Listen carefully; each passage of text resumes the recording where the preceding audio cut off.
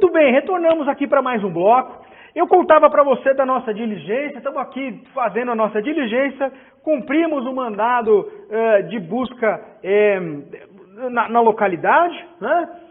E aí agora a gente então vai fazer a parte da apreensão, né? Porque localizamos os objetos, vou contar como faz a apreensão, como formaliza. Pode jogar aqui na tela, Marcão, olha só. Perfeito. Temos aqui então, parágrafo 6º. Né? Parágrafo 6º vai falar, descoberta a coisa que você procura, a coisa vai ser apreendida e colocada na custódia da autoridade. Isso aqui é o ato de apreensão. Esse parágrafo 6º é o ato de apreensão. E aí, fim da diligência, olha só, lavrar auto circunstanciado. É a lavratura de auto de apreensão. Né? Então, vamos lá para a delegacia, vamos fazer o auto de apreensão. Veja você que a apreensão ela pode gerar diversas coisas. Né? Por exemplo, se for para perícia, tem todo um jeito certo de você fazer a apreensão daqueles objetos eletrônicos, né? Porque depois vai ter uma extração daqueles dados. Nós vamos falar isso depois um pouco mais no afastamento do sigilo, mas está aqui, né? Então, quando for levar um objeto para a perícia, você tem que lembrar da cadeia de custódia, lembrar se colocar certinho. Hoje a gente tem um protocolo, uma planilha em que local local do imóvel alvo, né? Você localizou aquele objeto. Quem foi o policial que primeiro localizou e manuseou, aquilo tem que ser guardado no invase correto para ficar lacrado. Então há todo um protocolo, né, por causa da cadeia de custódia, mas isso não é objeto da nossa aula hoje. Quero só que você fique com isso aí no chip. 247 TPP. Não sendo encontrada a pessoa, os motivos da diligência serão comunicados a quem tiver sofrido a busca. Veja você que isso aqui é transparência, isso aqui é Estado democrático de direito. Não dá para você entrar na casa da pessoa, tumultuar tudo lá, revirar a casa e vai embora, tchau, e deixa o cara falando sozinho. Há uma obrigação do Estado de ser transparente em suas ações. Ainda mais nessas que são tão drásticas, né? Que é entrar na casa do público. Bom, o último assunto que tem aqui em busca e apreensão é o seguinte, se o cara fugir, se o cara correr, ou se a diligência for em outro lugar. Eu, por exemplo, sou vizinho lá da delegacia dos cybercrimes lá. Esses caras vão cumprir mandado no país inteiro. Toda semana que eu encontro o colega lá, ele fala, putz, tô indo para Minas, tô indo para Goiás, tô indo para não sei aonde. Mas é isso, ó.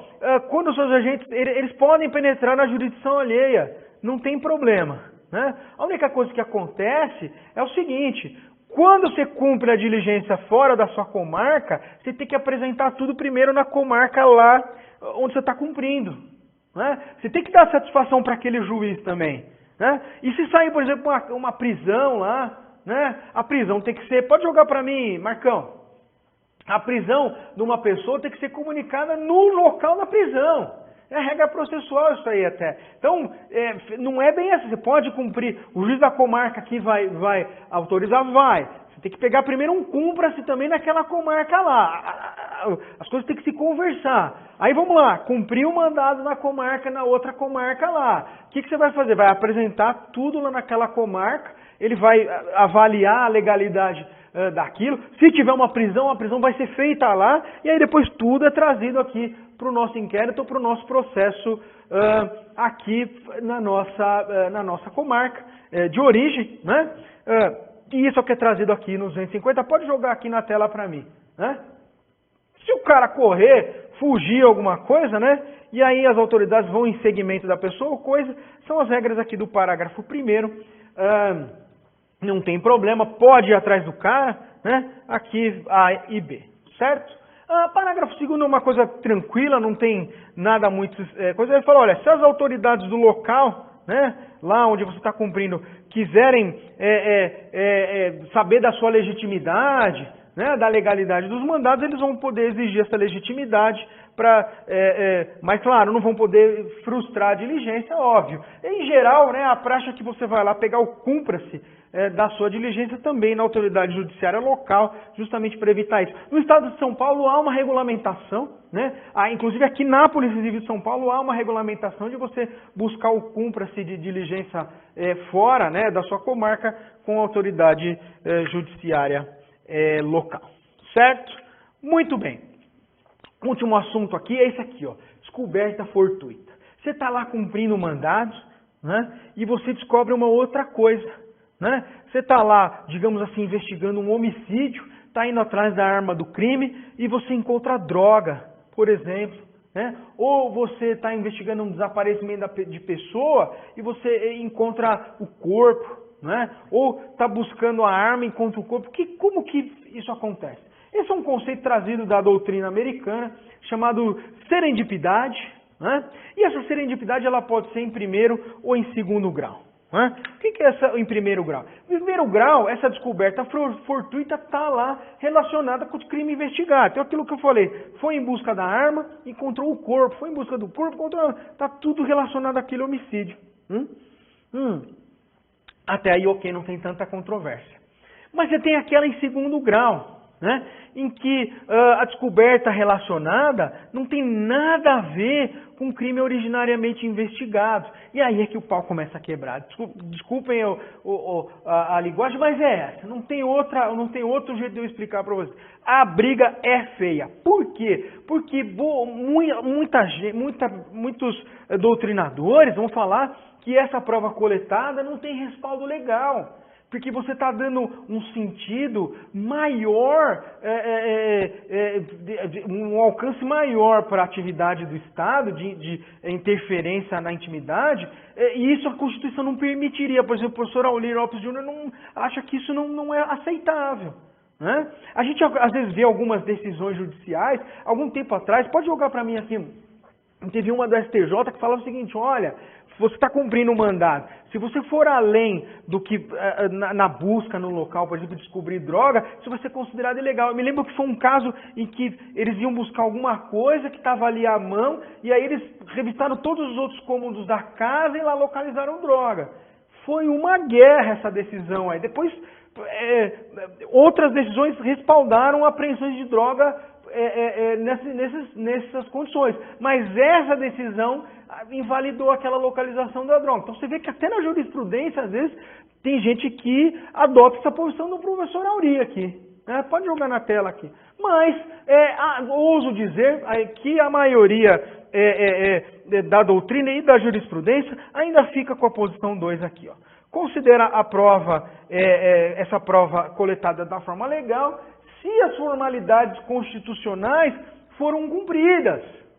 Né? Então, você foi em busca de arma, localizou droga, não haveria problema se a formalidade, né, naquela diligência e a forma como aquilo foi localizado, né, tiver o amparo constitucional. Por quê? Porque eles estão dizendo o seguinte, olha, em condições normais, você pediu o mandado, você cumpriu o mandado dentro das regras constitucionais, então não haveria problema em localizar uma prova de um crime e o Estado não poderia, né, virar as costas para um crime acontecendo, né, ainda mais o agente público tendo cumprido as formalidades legais.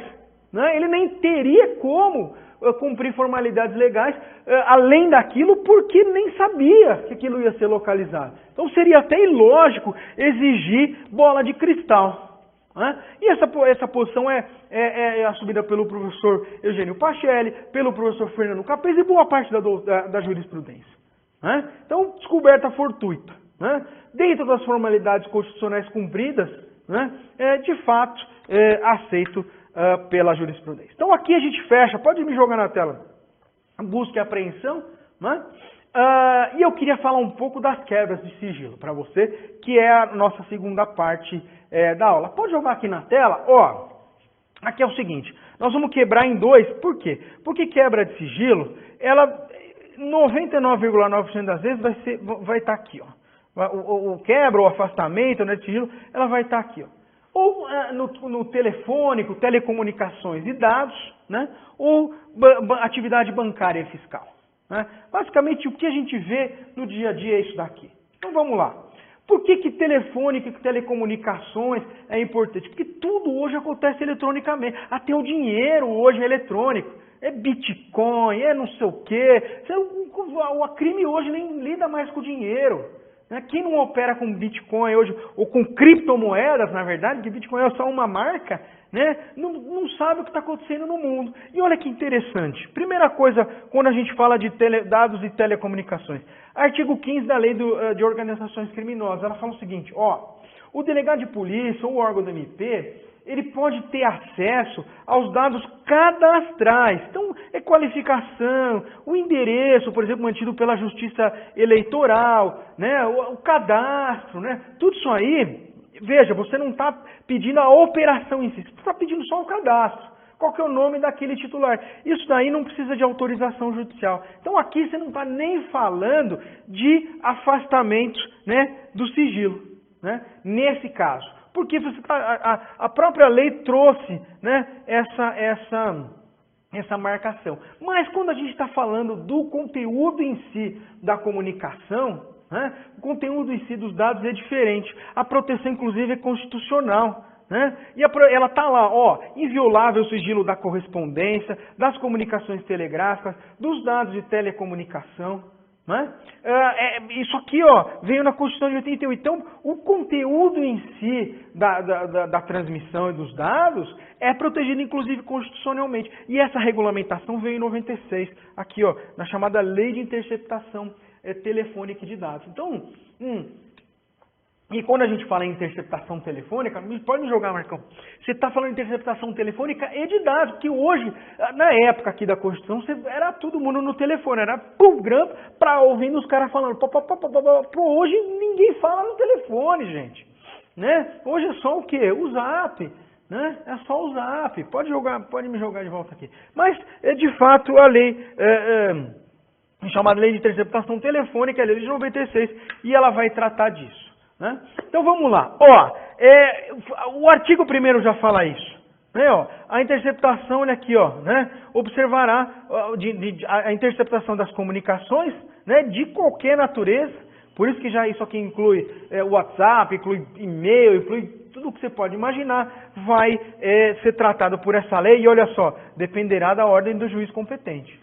Então veja que é uma situação absolutamente, claramente diferente do que a gente está falando lá na Lei de Organização Criminosa, que diz que a gente pode solicitar dado cadastral. Aqui não é dado cadastral, aqui realmente você está interceptando e você está olhando o que está acontecendo lá, você está vendo os dados, está vendo o conteúdo. E aí, ordem judicial.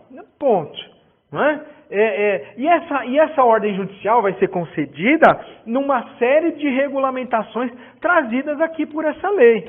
Né? E a regulamentação Master Blaster toda aqui, o contorno dela vai estar aqui no artigo 2º.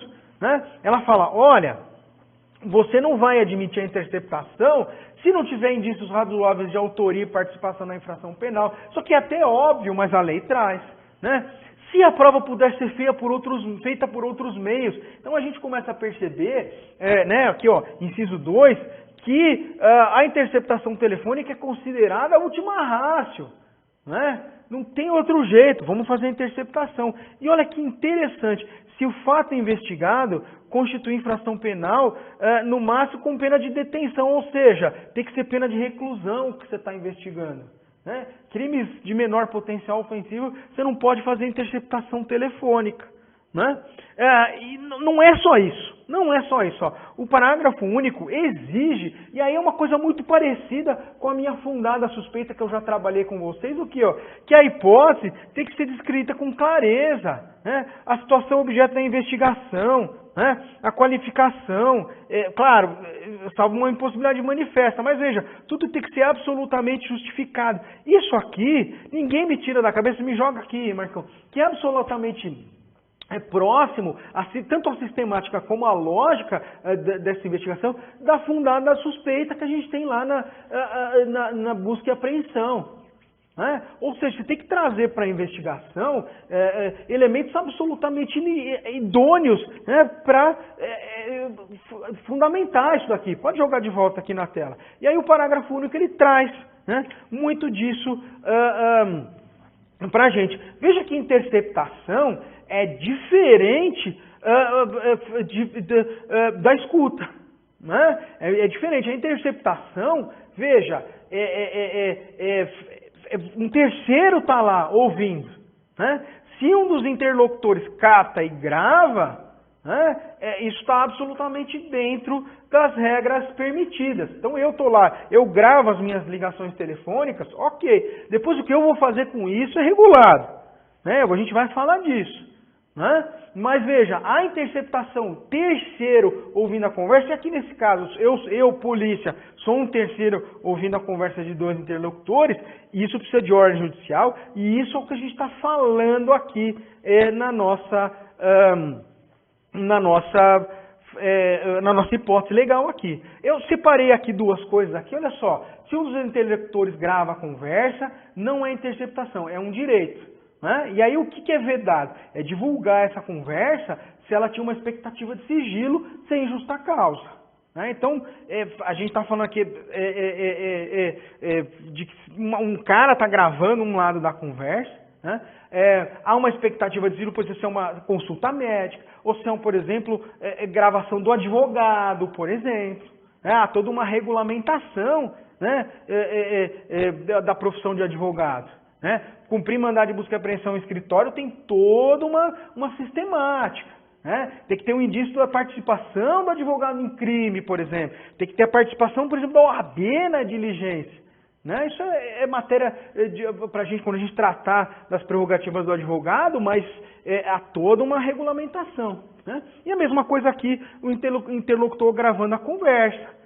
Né? Ele pode gravar. A divulgação disso, o uso disso é que tem que ser mais bem avaliado. Eu trouxe aqui a decisão do STF.